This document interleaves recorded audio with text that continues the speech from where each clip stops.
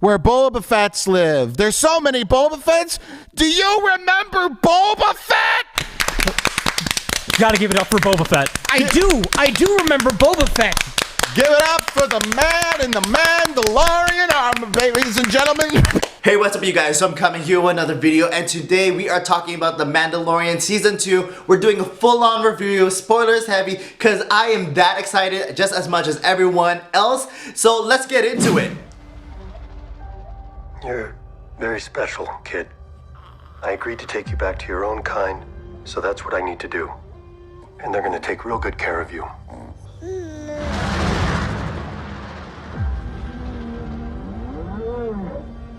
I've been quested with returning this child to the Jedi. What do you know of the Jedi?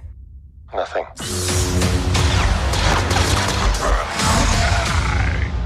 I can lead you to one of their kind. He needs your help. The Jedi Order fell a long time ago. So did the Empire, yet it still hunts him. Long live the Empire. Long live the Empire.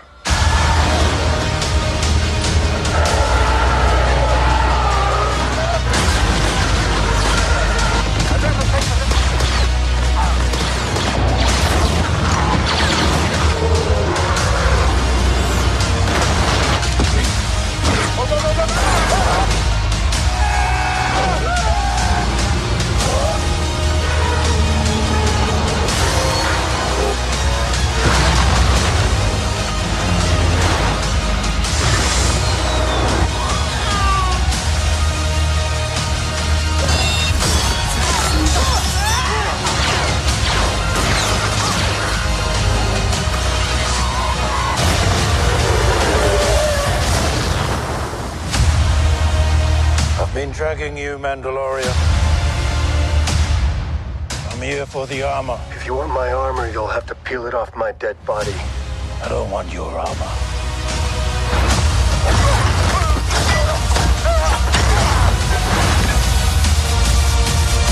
I want my armor.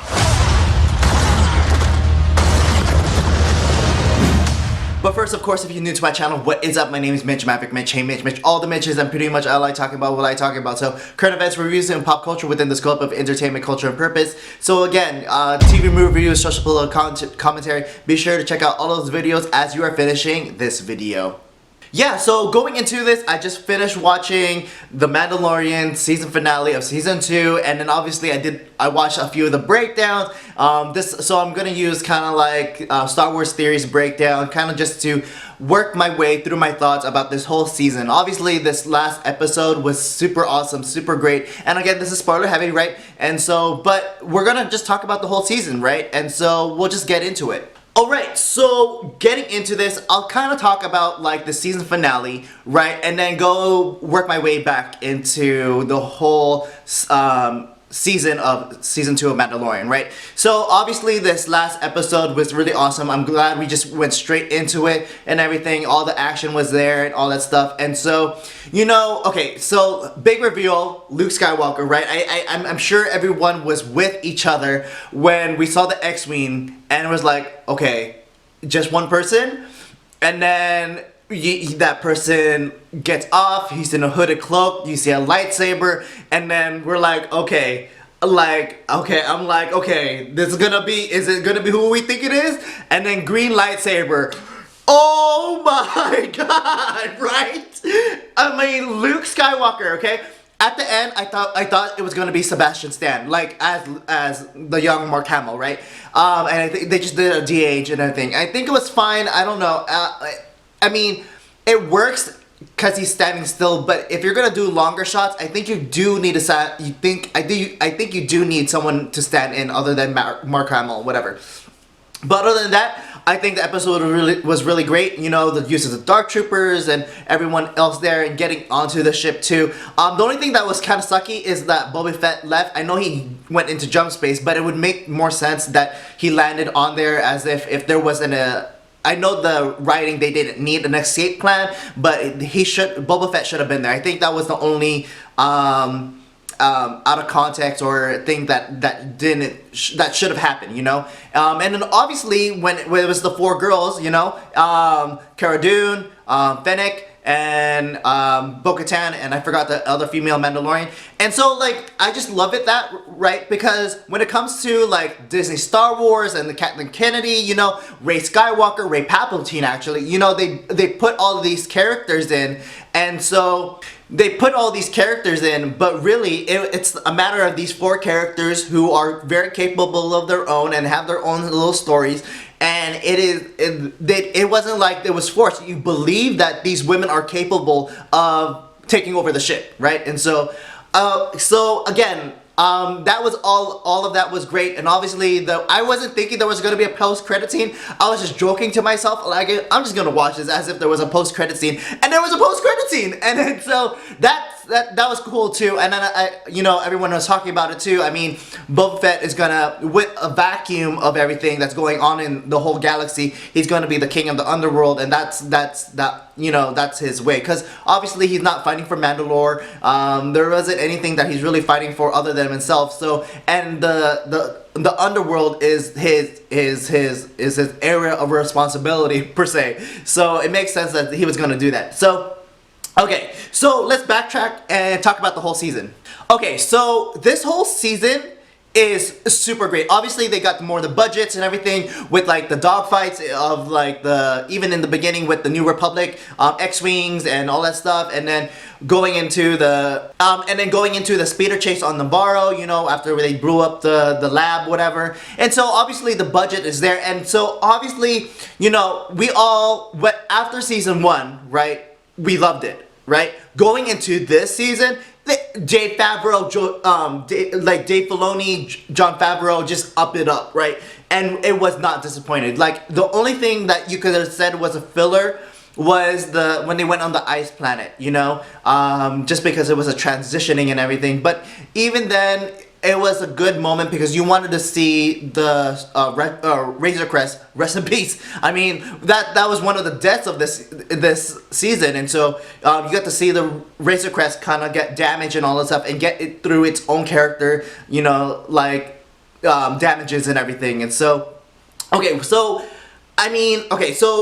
obviously on the top of everything, you could say that this season was full on fan service and everything, but really, I think it was good character placements because you wanted to, like, Bo-Katan. We needed that because we needed to learn about why there's Mandalorians that can take off their helmet. We needed Boba Fett, well, because there's a fan service in there too, but it serves a purpose as far as learning about what it means to be a Mandalorian outside of quote-unquote true Mandalorian culture. Dropping Ahsoka Tano, like, obviously that was setting up her own show and her own business, and hopefully looking for Ezra, but she dropped the name not only Ezra, I mean, she dropped the name Thrawn, so people are talking about this whole like Star Wars cinematic universe they're gonna try setting up. Obviously it's Jon Favreau. We're gonna have an end game when it comes to all of these Disney shows right now, right? And so we're gonna have an Ahsoka, we're gonna have Luke Skywalker, right? And obviously Ahsoka drops in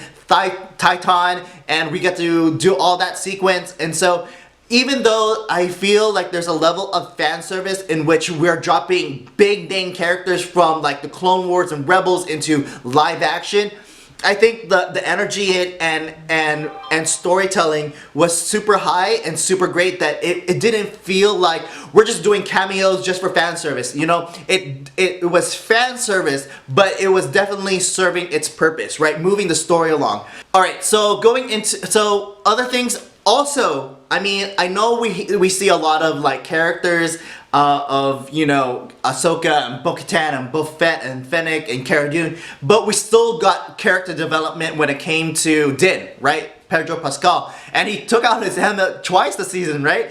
And so obviously, oh yeah, that's another good callback when it comes to this season finale. Just real quick, obviously when he took off the helmet, you know, that was a very good callback when Luke took off Vader's helmet to see his father, you know, all that stuff. And so this was a good callback. Obviously, Luke Skywalker fighting all the Dark Troopers in the hallway was a callback to Rogue One.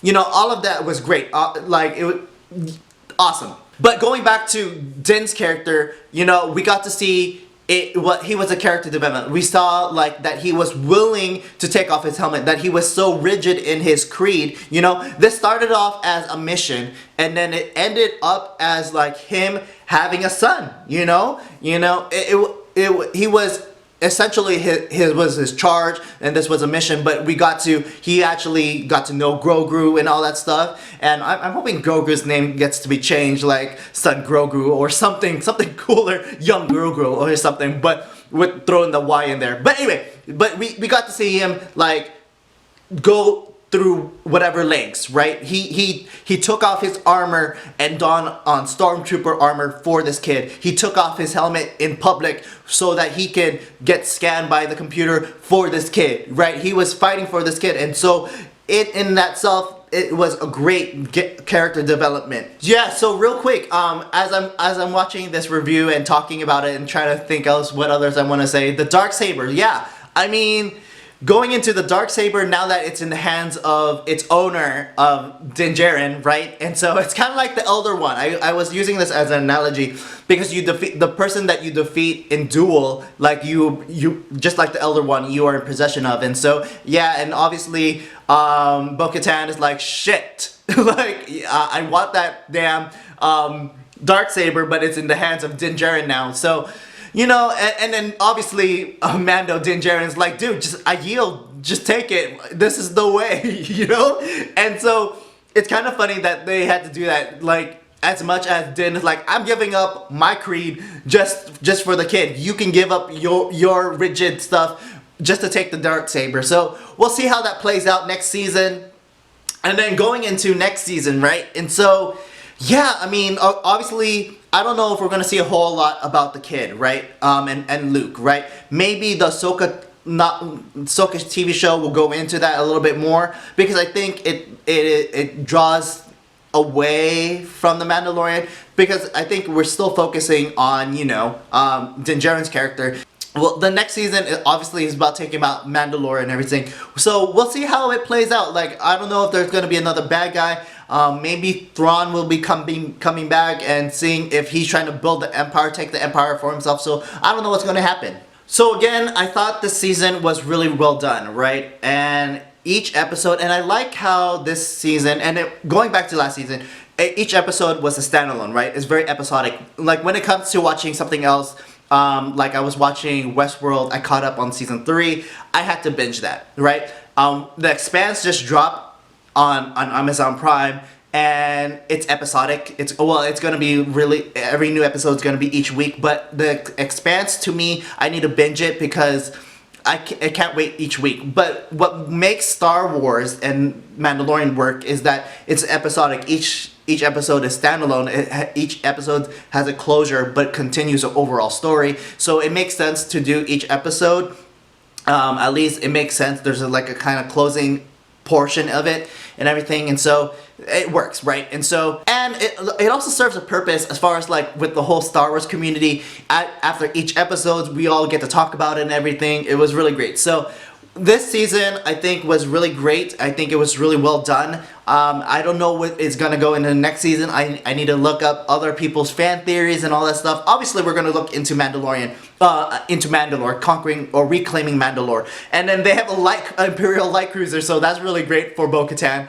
And then obviously Grogu is with Luke, and we'll see how that plays out, and then maybe we'll see Ahsoka again. And I think Cara Dune's character, we got to see a lot more of her and her background and her feelings about the Alderaan and the Empire. I think her character really got fleshed out this season too, so I'm really proud of that. I know they're trying to do another season with her, or show with her, but we'll see how that plays out, because I know people are hating on Twitter just because of her politics or implied politics. So we'll see how that goes. And then final thoughts. Again, this season was really great. You know, I'm looking forward to the next season. There's a whole lot to uncover. You know, like I said, there was a lot of fan service in this season, but it all played into the greater story, and I think it was really well done. There was a lot of what the hell moments when I first saw Bo-Katan. Ahsoka was more let down to me. to be honest, I mean, her Leku's was, it drew me out. Her Leku was supposed to be longer, and it drew me out of context, out of, like, immersion, right? And obviously, Boba Fett was cool, and seeing, like, Luke Skywalker was obviously the, like, the dessert cherry on top type thing, you know, and so... yeah, so really awesome. What do you guys think? What do you guys think about this season? What do you think is going to happen in the next season? What were your favorite highlights? Comment below. Put in your comments and everything below and all the stuff. And so, yeah. Again, thank you for watching. You can follow me at my Instagram at HeyMitch. You can follow my joint Instagram at It's Mandatory Fun, where I do other videos for my friend Jen. I'm also on Parler, Maverick Mitch. And see you in the next video. Thanks for watching. Peace, peace, peace. Be with you. Always.